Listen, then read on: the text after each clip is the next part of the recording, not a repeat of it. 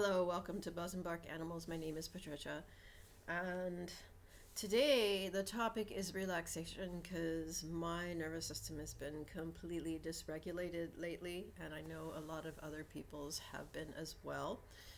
And when we're dysregulated, we're not creating a peaceful and calm environment for our pets or for my hair's doing weird things or for animals.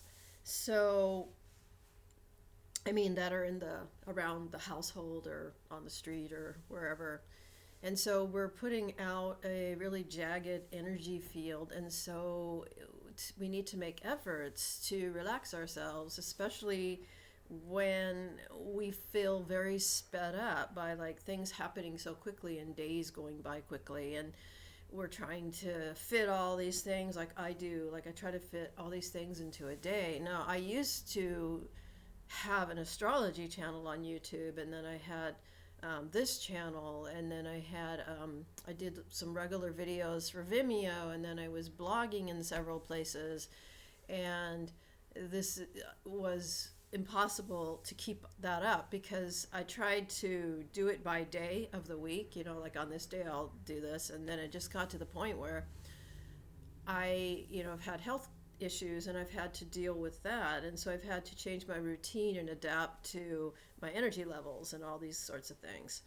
So during the course of that, I learned some things that are very relaxing, and you can try them out. Or, you might have your own ideas of what you're doing, but you need to do something every day, usually in the morning when you first wake up, or maybe in the morning and then maybe before you go to bed.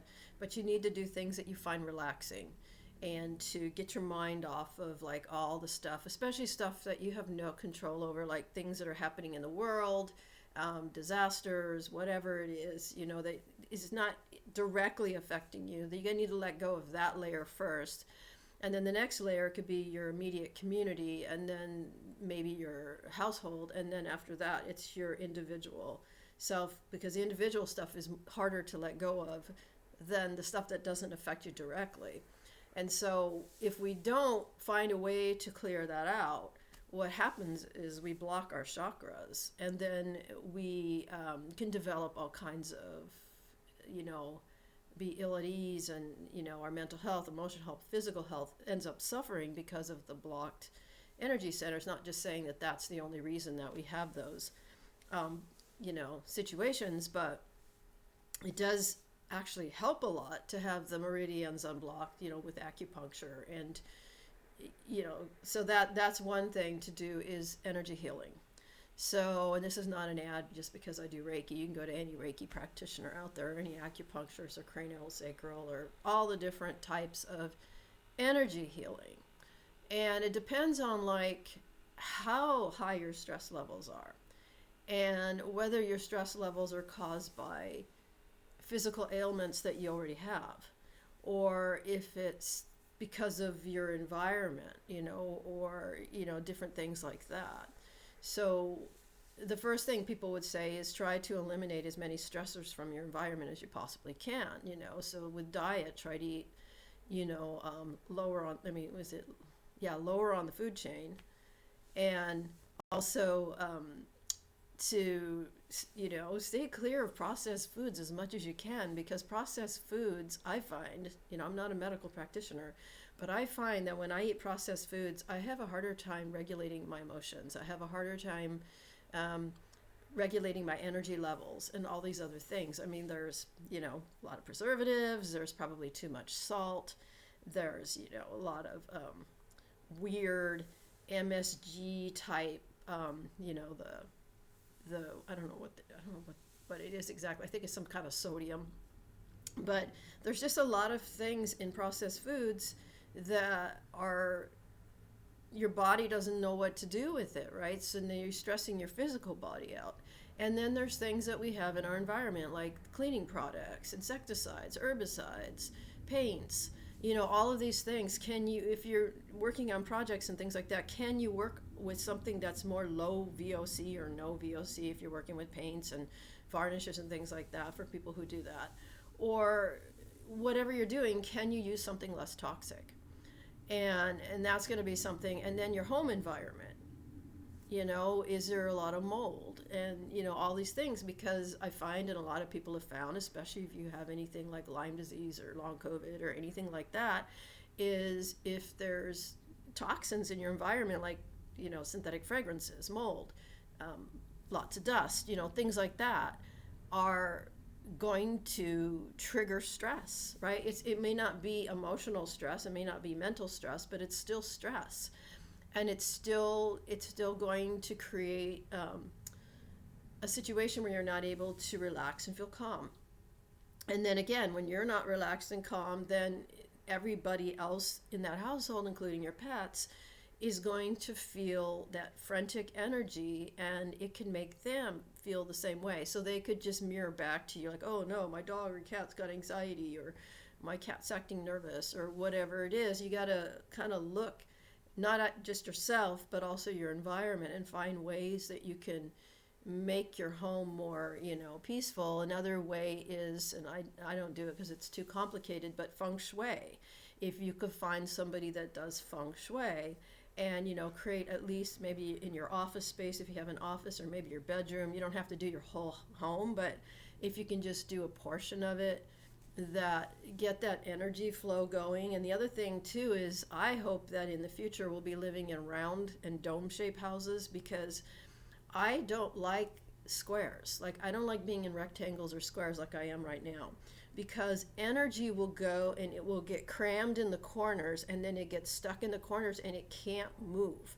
So when you have a circle, the energy just flows like this. But then when you have the squares and the rectangles, I find, energetically, what I can feel is the energy goes like this, and it just gets stuck in that corner, and then it builds up, and then it builds this tension, and it becomes very uncomfortable, and then you have to release it. So the way you release it is, maybe you sage, you smudge, or you use like a singing bowl, a drum, a rattle, with the intention that you're clearing that energy out. And then you need to bring in some new energy into that space. And you can do that through, again, if you do Reiki or sound healing or singing or dancing. But you want to bring some joy and some peace and some, good feelings into the home. And you'll notice that your pets will definitely act differently. They'll be calmer, they'll be more peaceful. And the way you can tell, like when you go somewhere, like whether that home has good energy or not, is by the way that the animals are behaving in the home. So if you go to somebody's house and their dog and their cat are just chill, and everybody's just harmonious, then you know that that space has good energy. And there was some cultivation of that. There were some things that had happened to create that good energy, because energy is always moving. And so you could have good energy in your home one day, and the next day you have really horrible energy because of maybe watching the news or listening to the radio, or bringing in like anything like movies that are dark and disturbing, and or somebody comes over and they rant, or something like that. And the rant is probably not as bad as the news, but there's just a lot of really low vibrations. Now, I know this is going to sound kind of bad, but so when my mom was alive, she watched TV like, I don't know, hours and hours of television. And some of it she watched was okay, because it was just, Christmas movies and things like that. And it had a really kind of calm effect. Or she'd watch some old sitcoms, or, but then she'd watch the news. And as soon as she turned the news on, and then she watched this one police fire engine show, a fighter show, which was kind of disturbing. But anyways, the energy in the house would just plummet. And then it would just be like, like it was this jagged, really dark energy. And then, I've been trying to go to sleep, and I was in the room right next to the television, and I tried everything to just block it out. And eventually I just put a bunch of furniture like on the other side of the television, and it blocked out a lot of it. But ever so often she was hard of hearing, so ever so often she would just crank up the volume. And, and that one police and fire show, I'd hear all these sirens and people shouting, and it was really disturbing, like, I don't know, 11 or, I go to bed early, so like I wake up at 11 at night, and then I would hear this like, and people shouting, and, and it would make my nervous system, like my heart would start beating really fast, and I'd start sweating, and I would actually go into like a sort of like a post-trauma, triggered situation, and it was just because of something on television. So imagine what that's like for your animals to be in an environment where there's a loud TV or a loud stereo with somebody shouting with profanities, and just because profanities have like the vibration of profanities, especially when it's shouted, is pretty low. I mean, I have to watch my speech and stuff because when I get angry, I tend to have like a really filthy mouth. And so I've been really working on that and really becoming conscious of that. But because there's also a release that you get when you use those words. So sometimes when you have a lot of anger built up and maybe you need to go somewhere and cry or just get the anger out, sometimes, not saying it to somebody else, but just kind of saying it under your breath, or, maybe going somewhere where you're alone and then just kind of get it out of your system, and then, move that energy out of your nervous system and out of your body, and then bring in some more soothing energies. So that's the first thing. The second thing is you can do, again, energy healing. Go to energy healers, not just for yourself, but your dog or cat or your pets can get energy healing. If you don't want to take your animal to a physical location, a lot of us do remote work. So you don't even have to be on the phone or Zoom with us either. We could just set a time of when we're going to send that energy, and it works, right? It works. So you could say, well, my animal goes to bed around 7, or my animal comes back from a walk around 3 in the afternoon. And with Reiki, you can actually it's almost like you can set a timer. We use something called the distance symbol, which is time and space, because Reiki doesn't recognize time and space.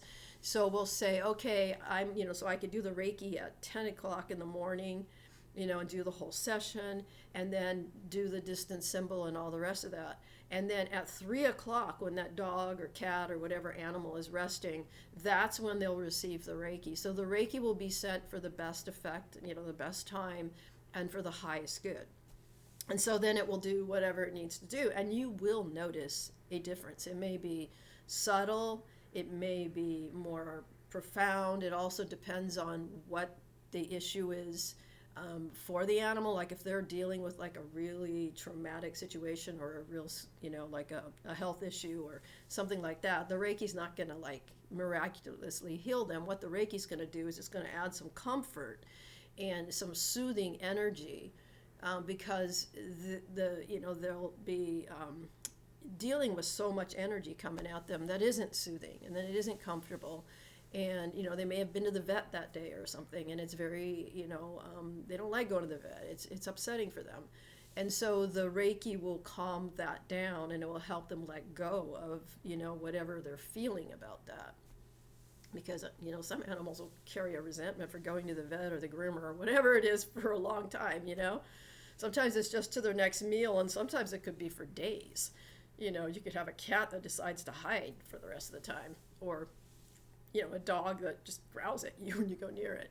So anyways, so energy healing, and there's so many different kinds out there. You can research all the different kinds and see, there's even new kinds.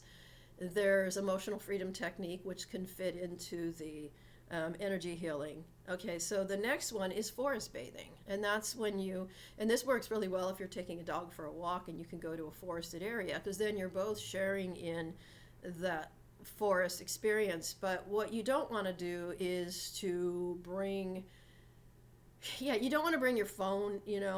I mean, you might bring it and turn it off. Don't use the forest bathing as a way to make a video. So don't have a forest bathing experience where you're not using devices, where you're just being mindful. So you're just breathing and following your breath and connecting to the trees and connecting your feet to the earth, and maybe you go sit somewhere, or you're just maybe having a soothing conversation with your dog while you're walking, and you want to walk slowly. So forest bathing is not racing through a forest because you have like a business meeting to get to. It really is, you need to set like the time that you're going to need to get there. Like how long is it going to take you to get there? How long is it going to take you to get back? You don't really want to combine it with doing errands. So you don't want to go, okay, we're going to go forest bathing at 11 a.m. and then at 12 I'm going to go do grocery shopping. Then you got your poor dog like in the car. Your dog needs to go home and rest, right? or whatever it is that they need to do. Dogs don't want to be in a car unless the car is moving. Dogs do not like being in a car that is still and that there's nobody with them. It's disturbing, and some dogs feel like they've been abandoned, and then they start panicking. And then when they're panicking, they're overheating their bodies, and the car may already be heated. So unless you've got like some kind of like cooling bed in there or something to keep them cool, and you've got maybe some soothing music, which you can't really do with a car because you're going to run your battery down, unless you've got like a portable player or something with batteries in it. But, hopefully you don't have to do that. So the forest bathing should be a separate activity. It should not have any multitasking. It really needs to be there to help you bond with your dog and also to help you relax your nervous system. And you may, some people like to walk barefoot, some people don't, but, find out what works for you. The other one you can do is if there's a pond or a lake or somewhere you can just go sit next to the water or get a canoe or maybe kayak or something like that. It can be very relaxing, and it can also be exercise, right? Because exercising can be relaxing as well, depending on, what kind of exercise it is.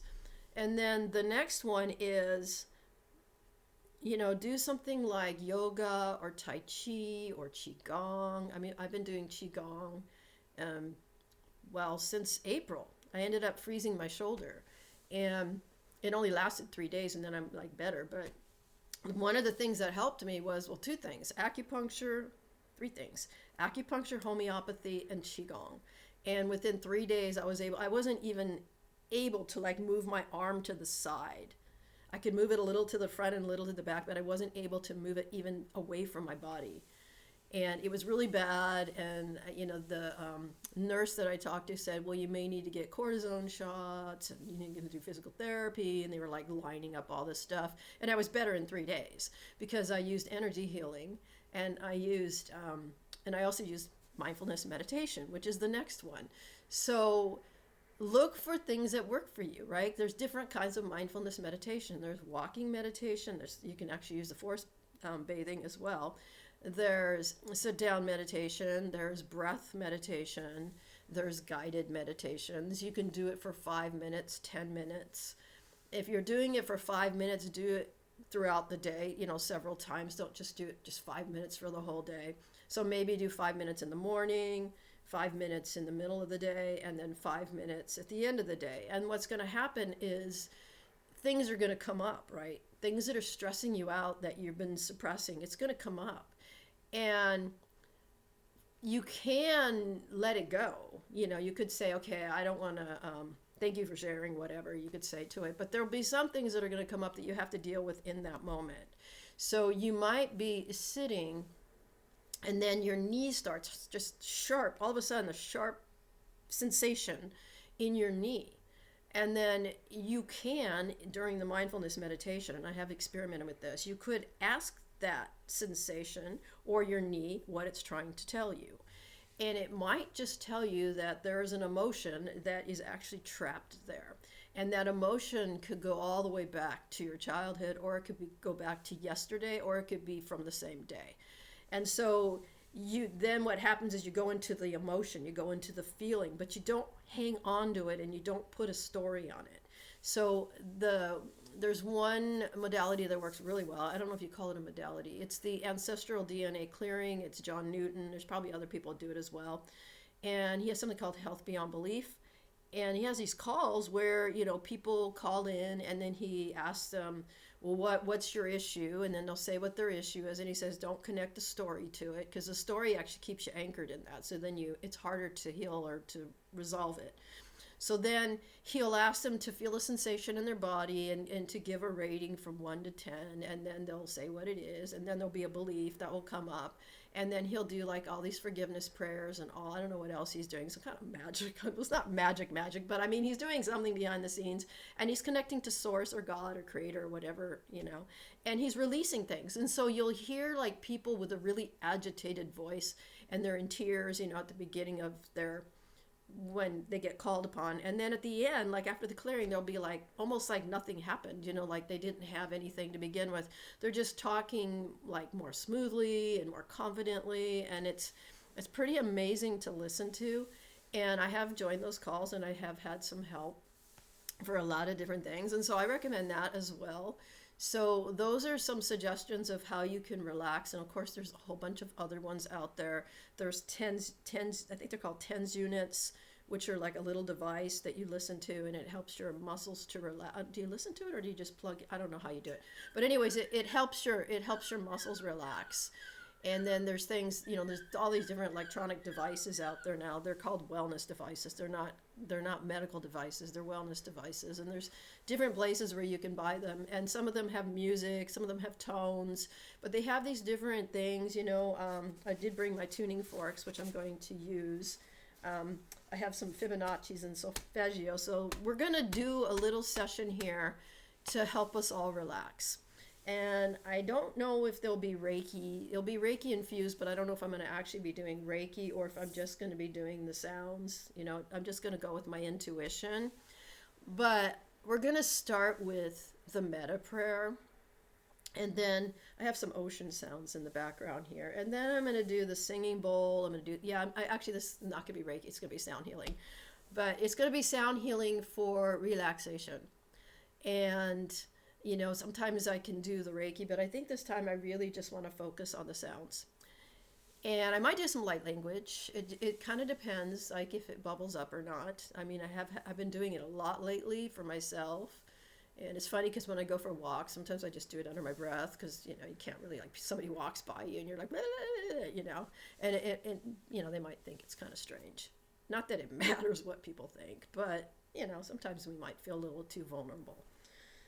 So, so that's what I'm going to do. So let's start with the metta prayer. And before we do that, just take some deep breaths. If you're sitting, press your soles of your feet into the ground. Kind of shrug your shoulders and roll your neck, or do whatever you need to do to, release some tension. You could do a yawn. You could do a sigh. Like you could do like a breathe in and then sigh out. You could do that like 3 times. Whatever you need to do to sort of, because we just had all this, I'm just talking about all this stuff, and now you can just kind of like shake it off. And then we'll get into like this session. So I'm going to take some breaths.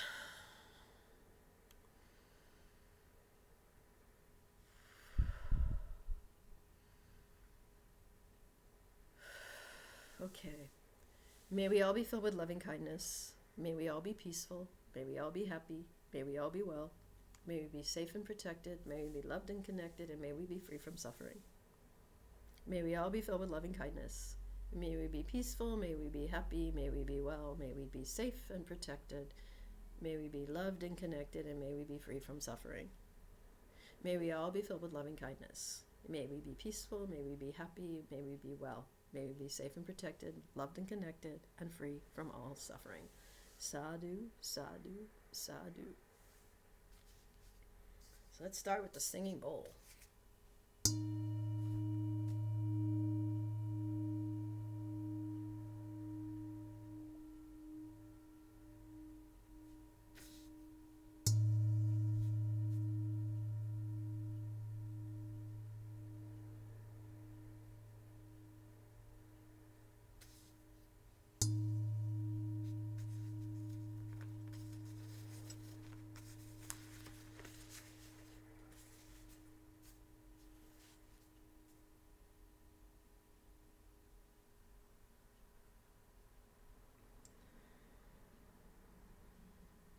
Okay, so I just realized I wanted to bring, there's a tuning fork that's missing that I wanted to use, but I'm just not going to, I guess I just won't use it.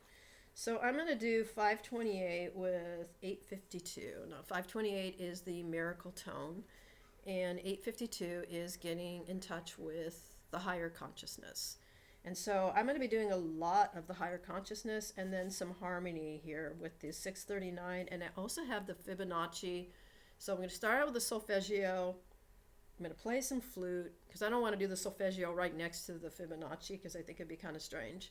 So I want us to be able to absorb the tones of the solfeggio. And then I'll do some flute and then some singing bowl, and then kind of like cleaning the palette sort of thing.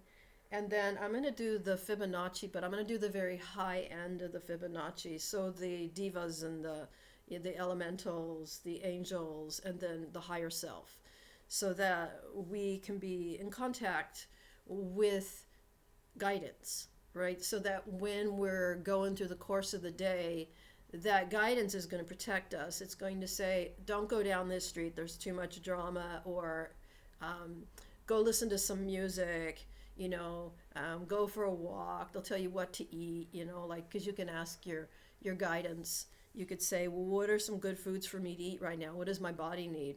The other thing that you can do is you can tune into your body. You can sit down after you do your mindfulness meditation and then start listening to your body, start scanning your body, and ask your body, what do you need? Like, what vitamins do you need? What foods do you need? Not what you're craving or desiring, but what do you need? Like, what does your body need to be strong and healthy? Or what does your body need so you can relax? And your inner guidance is like, it's amazing, because I'll go to doctors after following my intuition on something. Like, I had this intuition to start seeing an acupuncturist. That wasn't like recommended to me by any really like medical professional or anything. I just decided to do it on my own. And I started making progress in like recovering from some conditions that I have. So, so listen to the intuition. And then if you don't have the resources, like you're like, oh yeah, I really love to go to this healer, but I don't have the money, ask for it. Ask your guides to bring you that money so that you can, and they'll give you ideas of like what you can do. Like, you might have something you can sell. You might, somebody might say, hey, I need somebody to do this thing for me, and they pay you for it. Or you might end up, starting a YouTube channel and you get donations, or, something, but you'll find a way. Like, when you go into the guidance, you will find a way. Or maybe you got a vet bill and you don't know how you're going to pay it, or or you need to take your animal to the vet and you don't know how to pay it. Ask for it. Just ask for it. It will show up in the weirdest ways. Trust me, it will. So let's do the 528.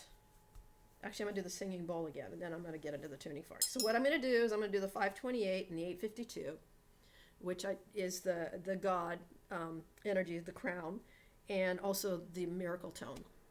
And then after that, I'm going to follow with the harmony piece one, which is 639 solfeggio. I'm not going to do all the solfeggios. And then I'm going to do a little bit of an interlude. And then from the interlude, I'm going to go right into the Fibonacci's. And then we're going to end the video. So that's how it's going to be, with no Reiki this week. But the sounds are pretty good. So have a wonderful journey through the sound.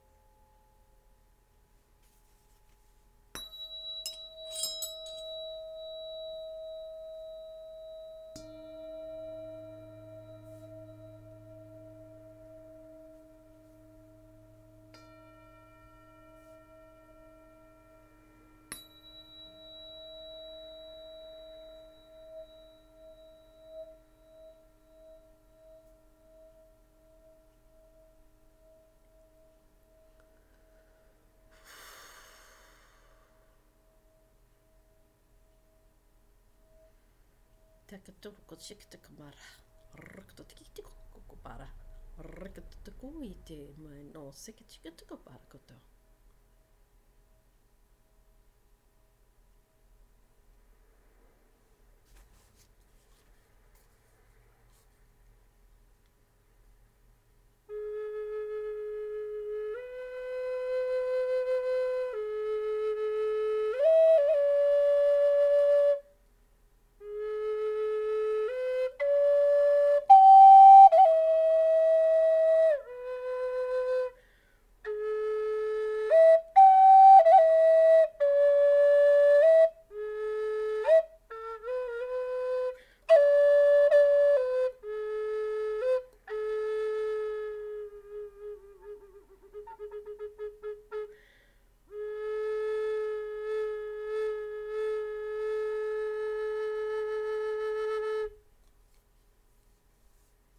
Now I'm going to be switching over to the Fibonacci.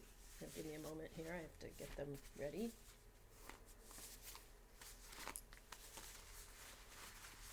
So I'll be doing the base fork with the last 3 forks.